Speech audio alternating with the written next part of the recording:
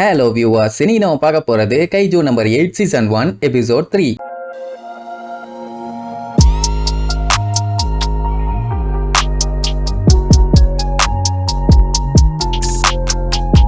Open பண்ணா போன பாட்டுல நம்ம கிட்ட ஷினோமியா வந்து வம்பிழுத்தான். அதான் அவ காரை இங்கதான் பார்க் பண்ணுவேன்னு. ஆனா அந்த டைம் நம்ம கஃப்காவோட பாடியில இருந்து கைஜூவோட ஸ்மெல் வரதை கண்டுபிடிச்சிட்டான். உடனே ரெனோ தான் இடையில பூந்து இந்த மாதிரி செத்து போன கைஜூஸ் எல்லாத்தையுமே நாங்க தான் கிளீன் பண்ணுவோம், அதனால அந்த ஸ்மெல் வந்திருக்கும்னு சொல்லி சமாளிச்சிருவான். கைஜூ குப்பை அள்ளி போறவங்களா உங்களுக்கு இங்க என்ன வேலைன்னு கழுவி ஊத்திட்டு இருக்கும் போது அங்க நம்ம கஃப்கா என்ன பண்ணுவான், சும்மா இல்லாம அந்த கைஜூவோட பவரை யூஸ் பண்ணி கவுந்து கிடந்த அவங்க கம்பெனிக்கார அசால்ட்டா ஒத்தாலா தூக்கி வைப்பான். அட நேரா நிமித்தி வச்சிருந்தானா கூட பரவாயில்ல, ஓகே ஓரளவுக்கு பவர் இருக்குன்னு சொல்லலாம். ஆனா தூக்கி வச்சதுல அத பார்த்துட்டு அந்த ஷினோமியா மிரண்டுட்டான். பின்ன அவ சூட்டோட பவரை யூஸ் பண்ணா. இவங்கிட்ட அந்த மாதிரி சூட் இருக்க வாய்ப்பே இல்லையே, ஏன்னா இவன் குப்பள்ளி போடுறவன். அவ்வளவு பவர் இருக்கான்னு அம்பிட்டு ஆச்சரியம். அதோட விட வேண்டியதானே, என் பேரு கஃப்கா, என்ன மறந்துடாத, உன்னோட பெரிய காம்படிட்டரே நான் தான் அப்படின்னு ஓவரா பில்டப் பண்ணிடுவான். இப்படி இவங்க பேசிட்டு இருக்க அந்த டைம்ல அங்க காரை பார்க் பண்ணிடுவாங்க. மொத்தத்துல நம்மளால மதிக்கல, சும்மா ஃபார்மாலிட்டிக்காக தான் இந்த டெஸ்ட் எல்லாம் அட்டன் பண்ண வந்தாலாமா. ஆனா ஃபன்னா இருக்கும்னு நிறைய எக்ஸ்பெக்ட் பண்றா. நல்லா பணக்காரிங்கிறதுனால ஓவரா சீன் போட்டு போவான்னு வைங்க. அந்த டைம் ரெனோ நம்ம கஃப்காவை பிடிச்சு வண்டையா திட்டுவான். ஏன்னா இவங்களுக்குள்ள இருக்க ஒரு டீல், கஃப்கா எப்பவுமே கைஜூ பவரை பப்ளிக்ல யூஸ் பண்ண கூடாது.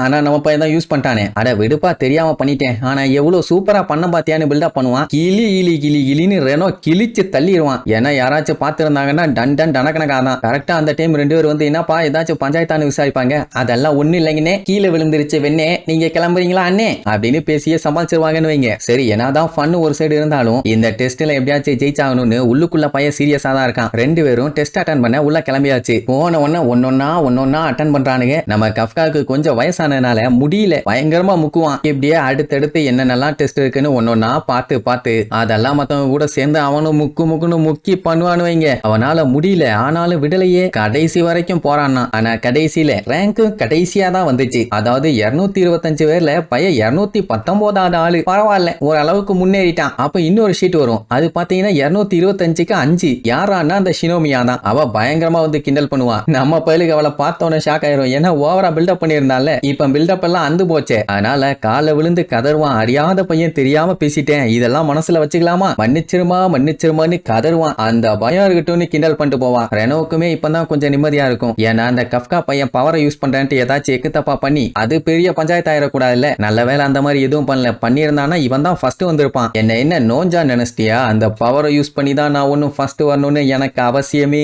இல்ல. அப்படி எல்லாம் நான் சொல்ல மாட்டேன்டா. பாத்தி இல்ல, அந்த மஞ்சக்காட்டு மைனா வந்து நீ அவமானப்படுத்திட்டு போயிட்டான், இப்போ உனக்கு சந்தோஷம் தானே அப்படின்ட்டு அவங்கிட்ட புலம்பி தள்ளுவான். அதே நேரம் நம்ம மீனாக்கு கீழே இருக்க வைஸ் கேப்டன் இருக்கான்ல, அவன் பேரு பாத்தீங்கன்னா ஷோஷிரோ ஹொஷினா. அவகிட்ட வந்திருக்க 225 அப்ளிகேஷன்ஸையுமே கொடுத்து நல்லா இன்ட்ரெஸ்டிங்கா இருக்குதுமா. அவளுக்கு இந்த மாதிரி விஷயத்துல எல்லாம் சுத்தமா இன்ட்ரெஸ்ட் கிடையாது. ஆனா கஃப்கா கலந்திருக்கான்னு தெரிஞ்ச உடனே அவன் எப்படியாச்சும் பாஸ் ஆகணும்னு உள்ளுக்குள்ள நினைச்சிட்டு இருக்கான், ஆனா வெளியில சொல்ல மாட்டான். அப்போ ஹொஷினா வந்திருக்க முக்கியமான பிளேயர்ஸை பத்தி எல்லாம் சொல்லுவான். இங்க இவன் சொல்லிட்டு இருக்கான். அதே நேரம் தான் ரெனோவும் கஃப்கா கிட்ட சொல்லிட்டு இருப்பான். தார்கானே பச்சை மண்டையன், இவன் பேரு ஹருச்சி இசுமோ. டோக்கியோ யுட்டிலைசேஷன் யூனிவர்சிட்டியில இவன் தான் கிளாஸ் டாப்பர். சொல்ல போனா பயங்கர திறமசாலியான ஆளு அண்டு புத்திசாலி. அடுத்து இந்த சவுப்பு மண்டையன் தான் இஹரு ஃபுர்ஹாஷி. ஆர்ச்சியோஜி டெக்னிக்கல் காலேஜ்ல பையன் செம்ம ரேங்க வாங்கி இங்க வந்திருக்கான். எப்பவும் ஜெயிக்கணும்னு வெறி, யாருகிட்டயாச்சும் போட்டி போட்டுக்கிட்டே தான் இருப்பான். அடுத்து இந்த சாணி மண்டையன் தான் ஜப்பான் கவுன்சிலோட டிஃபென்ஸ் போர்ஸ்ல இந்த ஆவோய் பையன் ஒரு ரைசிங் ஸ்டார். அப்படின்னா தாறுமாறா பெர்ஃபார்மன்ஸை காமிச்சிட்டு இருந்தவன். இவனுக்கு எலிட் ஆர்க்கெல்லாம் ஆஃபர் கிடைச்சது, ஆனா அதெல்லாம் வேண்டான்னு சொல்லிட்டு தான் இப்ப டிஃபென்ஸ் போர்ஸ்ல வந்து சேர்ந்திருக்கான். அண்ட் அது மட்டும் இல்லாம இந்த மாதிரி இதுக்கு முன்னாடி இவ்வளவு கூட்டம் இங்க வந்ததே இல்லையாமா, ஏக்கச்சக்க வேறு. ஆனா இவங்களையும் ஏகப்பட்ட வேறு. ரொம்ப ஆச்சரியப்படுற ஒரு ஆள் யாருன்னா அந்த மஞ்சக்காட்டு மைனா தான். அதான் அந்த கிக்கரு ஷினோமியா. கலிபோர்னியால இருந்து கிராஜுவேட் ஆகி வந்திருக்கா. அவளுக்கு வயசு பாத்தீங்கன்னா வெறும் 16 தான். இந்த வயசுலயே இவ்வளவு பெரிய சாதனை பண்ணியிருக்கான்னு எல்லாத்துக்குமே ஆச்சரியம். சொல்ல போனா இங்க இருக்க எல்லாத்துலயுமே அவ தான் பெஸ்ட்னு வேற சொல்றாங்களாமா. அதனாலயே ஒவ்வொருத்தரும் இவளை தோக்கடிச்சே ஆகணும்னு வெறியில இருக்கானுங்க. ஆனா அவ வந்து கிண்டல் பண்றது நம்மால மட்டும்தான். அவன் புலம்பி தள்ளுவான், நீ எனக்கு தங்கச்சி மாதிரிமா, இதெல்லாம் மனசுல வச்சுக்கலாமா. உடனே அழிச்சிருன்னு தொட்டு பேசின உடனே வாயிலேயே போட்டு மிதின்னு மிதிச்சு அவனை ஒரு வழி பண்ணிடுவானுங்க. பெரிய பணக்காரி இல்ல, தோட்டா இப்படித்தான் அடிவிலும். ஒரு பையன் வந்து காப்பாத்துற மாதிரி இல்ல, ஒரு பெரிய மனுஷனை இப்படி அடிச்சு போட்டாயிலே வந்து மன்னிப்பு கேட்கலாமே, அதெல்லாம் ஒண்ணும் இல்ல, நல்லா வாங்குங்க, இன்னும் எத்தனை டைம் இந்த மாதிரி வாங்க போறீங்கன்னு தெரியல கிண்டல் பண்ணிட்டு போவா. நம்ம பையன் கட்டுப்பாயி கத்திட்டு இருப்பான். சரி, இப்ப இவங்களுக்கு ஃபிட்னஸ் டெஸ்ட் முடிஞ்சு போச்சு. அடுத்த டெஸ்ட் என்னன்னு பாத்தீங்கன்னா செத்து போன கைஜுவோட பாடியை நீட்டா டிஸ்போஸ் பண்ற டெஸ்ட். இதுதான் நம்ம பையலுக்கு சப்ப வேலையாச்சு. அதை பத்தி தெரிஞ்சுக்கணும்னு சொல்லி தான் ரெனோ அந்த வேலைக்கே வந்து ஜாயின் பண்ணான். இந்த டெஸ்ட் எதுக்குன்னு பாத்தீங்கன்னா கைஜு கூட சண்டை போறது எல்லாமே ஓகே தான், ஆனா டீம் ஆளுங்க எல்லாரும் எவ்வளவு ஒற்றுமையா இருக்காங்கன்னு இந்த டெஸ்ட்டை வச்சு தான் கண்டுபிடிப்பாங்க. சோ இதுல கண்டிப்பா தட்டி தூக்குறோம்னு சொல்லிட்டு அந்த டெஸ்ட்டுக்கு கிளம்பியாச்சு. இதை ஹோஸ்ட் பண்றது 3rd டிவிஷனோட வைஸ் கேப்டன், அதான் அந்த ஹொஷினா தான். இங்க நம்ம ஆளுங்க டெஸ்ட்டுக்கு என்ன நினைச்சு வந்தாங்க, கைஜு எங்க இருக்குன்னு கண்டுபிடிச்சு அதை டிஸ்போஸ் பண்ணணும்னு.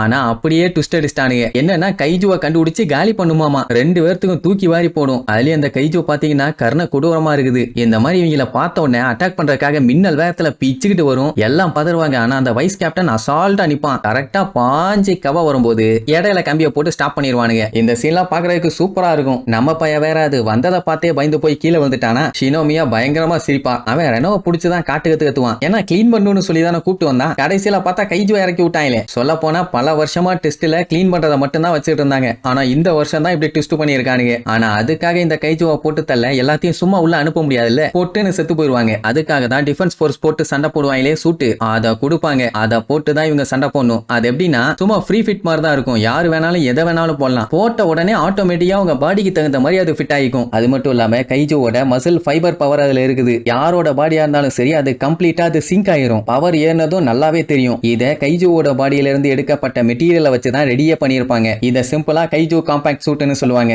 இத நார்மலான ஆளு போட்டாலே செம்மையா ஸ்ட்ரென்த் கிடைக்கும். நல்லா ஃபிட்டா ஸ்ட்ராங்கா இருக்க ஆளுகெல்லாம் போட்டாங்கன்னா இன்னும் சூப்பரா இருக்கும். இப்போ என்னன்னா அந்த சூட்டை வச்சு இவங்க எல்லாத்தோட காம்பாக்ட் பவர் என்ன, எந்த அளவுக்கு இவங்களால சண்டை போட முடியும்னு சொல்லி மெஷர் பண்ண முடியும். சோ அதை மெஷர் பண்ண ஆரம்பிப்பாங்க. இந்த இசுமோவோட பவர் பாத்தீங்கன்னா 18%, இந்த ஆவோய்க்கு 15%, இந்த இஹருவுக்கு 14%. அந்த சூட்டோட பவரை எந்த அளவுக்கு இவங்களால யூட்டிலைஸ் பண்ண முடியும்னு இந்த காம்பாக்ட் பவரை வச்சு தான் சொல்லவே முடியும். ஆனா இது ஸ்டேபிள் இல்ல. இவங்க பிராக்டிஸ் பண்ண அது ஏறிட்டே தான் இருக்கும். டெஸ்ட்ல கலந்துக்கிறவங்களுக்கு எல்லாம் 10%க்கு மேல இருக்கதே பெரிய அதிசயம் தானாமா. ஆனா அந்த ஷினோமியாவோட பவரை பார்த்துட்டு தான் எல்லாம் மிரண்டுருவாங்க. எல்லாத்துக்கும் 14, 15, 18. ஆனா இவளுக்கு 46%. அத்தனை பேரும் வாய பழுந்துருவாங்க. ஏன் வைஸ் கேப்டனே அட்டேங்க அப்பா நீருவான். ஏன்னா ஒரு லீடருக்கு ஈக்குவலான காம்பாக்டபிலிட்டி அவகிட்ட இருக்குது. ட்ரைனிங்ல இப்படி யாரும் பவர்ஸ் யூஸ் பண்ணி இவங்க எல்லாம் பார்த்ததே இல்லைன்னு வைங்க. ரெனோக்கெல்லாம் 8% தான். சோ கவலைப்படுவான். வைஸ் கேப்டன் அதெல்லாம் ஒண்ணு கவலைப்படாத, இதுவும் நல்ல விஷயம் தான், எப்படி இன்க்ரீஸ் ஆகும் ஒண்ணு கவலைப்படாதேம்பா. ஆனா இது வரைக்கும் வாழ்க்கையில 0 யாரும் வாங்கி அவன் பார்த்ததே இல்ல. அந்த டைம் நம்ம கஃப்காவோட காம்பாக்ட் பவரை பார்த்துட்டு எல்லாம் அசந்துருவாங்க.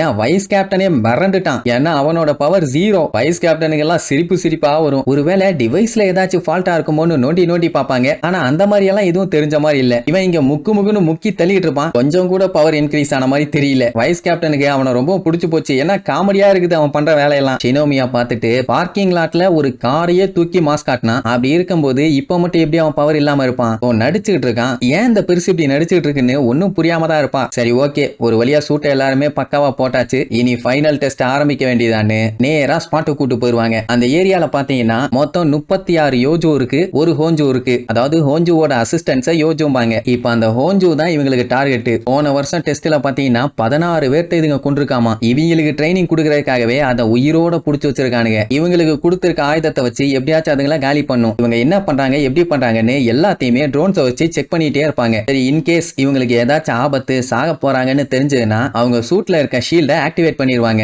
அப்படி பண்ணிட்டாங்கன்னா உயிர் பொழைச்சிடலாம். ஆனா டெஸ்ட்ல ஃபெயில் ஆயிருவாங்க. ஆனா அதுக்காண்டி இந்த டெஸ்ட்ல திரும்பி எல்லாம் உயிரோட வருவாங்கன்னு 100% சொல்லவே முடியாது. அப்படி யாருக்காச்சும் பயம் இருந்தா உடனே கிளம்பிருங்க. இல்லன்னா சண்டைக்கு முன்னேறி போங்கன்னு சொன்ன அடுத்த செகண்ட் அத்தனை பேருமே பிச்சுக்கிட்டு போவாங்க. சொல்ல போனா எல்லாருமே ஒரே மாதிரி ஸ்பீட்ல போயிட்டு இருப்பாங்க. ஆனா ஷினோமியா மட்டும் செம்ம வேகத்துல பிச்சுக்கிட்டு போவா. அதுவும் எப்படி செவுத்து மேலேயே ஓடுவா. அப்படி போன வேகத்துல போட்டு தள்ளிட்டு போய்கிட்டே இருப்பா. பண்றதை பார்த்துட்டு வாய பொளந்துருவானுங்க. இங்க கஃப்காவோட தான் செம காமெடி. பொறுமையா இருந்தது போதும், பொங்கி எழுந்துருவோன்னு சொல்லி டயலாக் மட்டும் அடிப்பான். ஆனா அவனால அந்த கன்னை கூட தூக்க முடியல. தரையில போட்டு இழுன்னு இழுத்துக்கிட்டு இருப்பான். பஞ்சு டயலாக்லாம் நல்லா தான் இருக்குது. ஆனா அந்த டெஸ்ட்ல மட்டும் பாஸ் ஆகல. பஞ்சர் போற வேலைக்கு தான் போகணும். அவங்க சண்டை போற அளவுக்கு இவங்க கிட்ட அந்த அளவுக்கு அஃபென்சிவ் பவர் இல்ல. சோ என்ன பண்ணலாம்னு யோசிச்சுட்டு இருக்கும் போது வைஸ் கேப்டன் கூப்பிட்டு உங்க எல்லாத்தையுமே மீனா பாத்துக்கிட்டு இருக்காங்க. எப்பவுமே அப்படி பார்க்க வரமாட்டாங்க. உங்க லக்கு பார்க்க வந்திருக்காங்க. நல்லபடியா பெர்ஃபார்ம் பண்ணி அவங்க கிட்ட நல்ல பேர் வாங்குங்கன்னு ஏத்தி விடுவானா. ஐயோ மீனா பாத்துட்டு இருக்காளான்னு பையன் இன்னும் வெறியாயி மீனாவை இன்னைக்கு மைனாவை மாத்திரன்னு ஓவரா பில்டப் எல்லாம் பண்ணிட்டு இருப்பான். அந்த டைம்ல தான் ஒன்னு நோட் பண்ணுவான். இவங்க பின்னாடி ஒரு ட்ரோன் ஒன்னு சுத்திட்டு இருக்குது. அப்படி அவங்க டெஸ்ட்ல யோஜுவையும் ஹோஞ்சுவையும் கொல்லணும்னா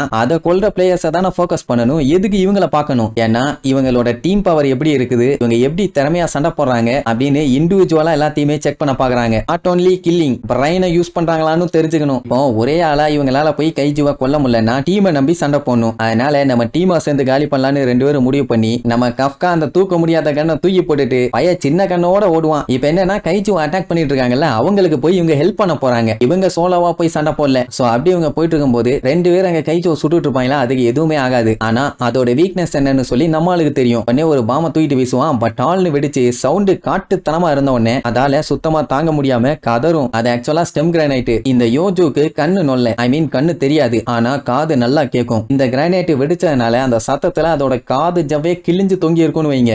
இந்த டைம்ல போது இவங்க ஈஸியா அதை அட்டாக் பண்ணலாம். அதுவும் எங்கன்னா அதோட வயித்துல, ஏன்னா அதுதான் வீக் ஸ்பாட். இந்த மேட்டரை கஃப்கா சொன்ன உடனே கண்டபடி சுடுவானுங்க, வெடிச்சு செதறிடும். அட சூப்பர், தேங்க்ஸ் பெரியவர் என்ன உடனே காண்டாயி கத்திட்டு இருப்பான். பின்ன சும்மா நம்ம பையில பார்த்துட்டு பெரியவரே சிறியவர் என்ன வாய பேத்துருவேன் நன்னாரி பயிலான்னு அடுத்த ஆளுகளுக்கு ஹெல்ப் பண்ண கிளம்பிடுவாங்க. இது எல்லாத்தையுமே மீனா பார்த்துக்கிட்டே தான் இருக்கா. கஃப்காக்கு செம கான்பிடென்ட், எப்படியும் கைஜூ பவரை யூஸ் பண்ணாம என்னால என்னோட எபிலிட்டியை வெளியில காட்ட முடியும்னு. சரி, இப்போ ஒரு கிரானைட்டை போட்டு ஒன்ன டீமா சேர்ந்து காலி பண்ணிட்டாங்க. அதனால அடுத்த கிரானைட்டை நான் போடுறேன்னு ரெனோ சொல்லுவான். ஏன்னா அப்பதானே ஈக்குவல் ஆகும். அந்த டைம் திடீர்னு ஒரு யோஜு வந்து கஃப்காவை ஒரே அடி திருச்சிருவான். இப்படி வந்து அட்டாக் பண்ணுன்னு அவன் எதிர்பார்க்கவே இல்லை. இதனால அவன் பாடியில ஏகப்பட்ட டேமேஜஸ், அவனால அசைய கூட முடியல. அது கரெக்டா அவனை சாப்பிட வரும். ரிமோட் ஷீல்ட ஆக்டிவேட் பண்ணலான்ட்டு போவாங்க. அப்படி பண்ணிட்டாங்கன்னா அவ்வளவுதான், தோத்துட்டான். மீனாக்கெல்லாம் பயம், ஐயோ தோத்துருவானோன்னு. வெளியில பெருசா காட்டிக்க மாட்டான், ஆனா உள்ளுக்குள்ள பயம் இருக்குது. அந்த டைம் அந்த யோஜுவை யாரோ கண்ணா பின்னு சுட்டு தெறிக்க விடுவாங்க. வேற யாரும் இல்ல, ஷினோமியா தான். அவ பேட்டில் ஃபீல்டுல இருக்கிற வரைக்கும் யாரையும் சாக விட மாட்டாளாமா. அஞ்சா காட்டு மைனா காப்பாத்திட்டியாமா, ரொம்ப தேங்க்ஸ் மானா.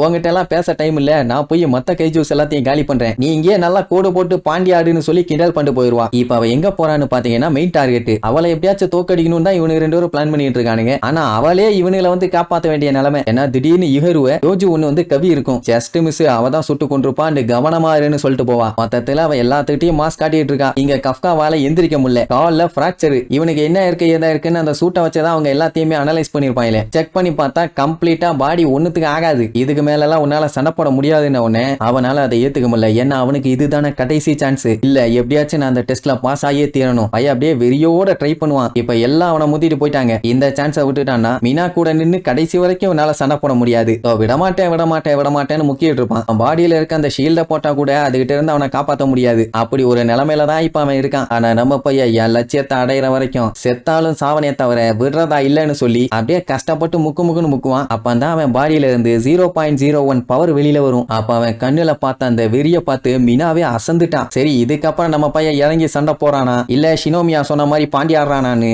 அடுத்தடுத்த எபிசோட்ல பார்க்கலாம். டாடா.